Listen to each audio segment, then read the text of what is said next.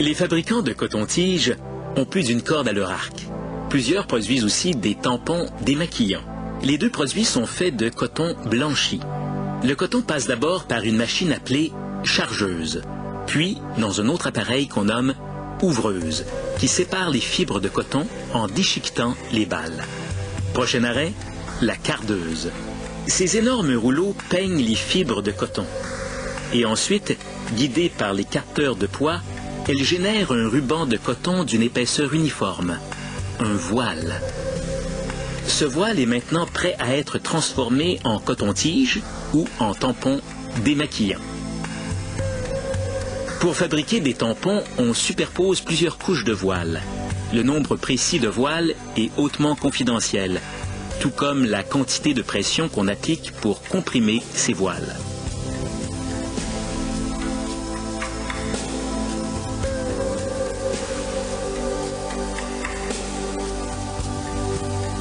La recette secrète des couches de voile et de quantité de pression est ce qui détermine le poids d'un tampon.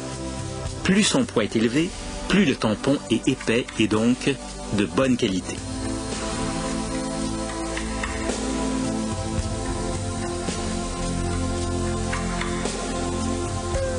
Une fois comprimées, les couches de voile passent par la déchireuse. Celle-ci divise le rouleau en plusieurs unités plus étroites.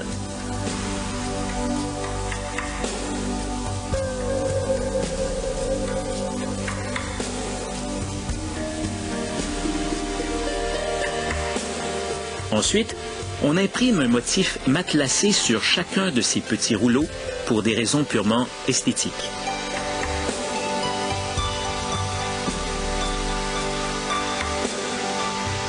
Enfin, on coupe les tampons à l'aide d'un poinçon de perforation.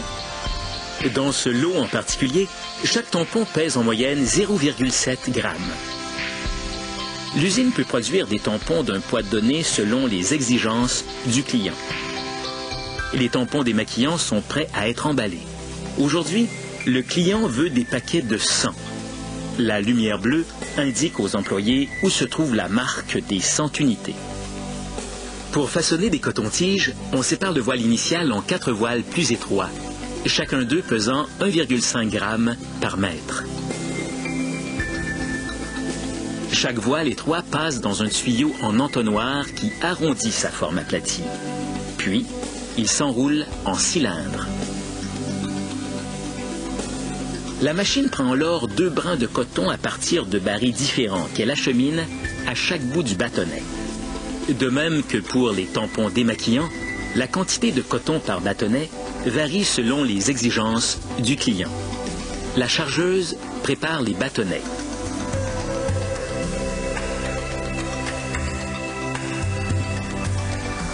Puis, et comme on le voit ici au ralenti, la machine taille 2 morceaux du brin de coton qu'elle enroule simultanément à chaque bout du bâtonnet.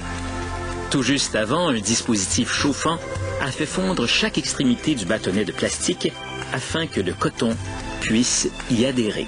Lorsqu'il s'agit de bâtonnets de bois ou de carton, on fixe le coton avec de la colle. Quand les cotons-tiges sont achevés, on les vaporise avec une solution antibactérienne. Voyons le tout au ralenti. Et maintenant, à la vitesse normale. 2000 cotons-tiges à la minute. Des capteurs détectent les cotons-tiges défectueux et les rejettent automatiquement de la chaîne de montage. Vous remarquerez un espace vide de temps à autre. Enfin, un bras robotisé saisit le nombre exact de cotons-tiges par boîte, toujours selon les exigences de chaque client et les emballe. Le laboratoire de la compagnie effectue des vérifications ponctuelles sur les cotons-tiges pour s'assurer que la solution antibactérienne remplit sa fonction et que les produits sont stériles.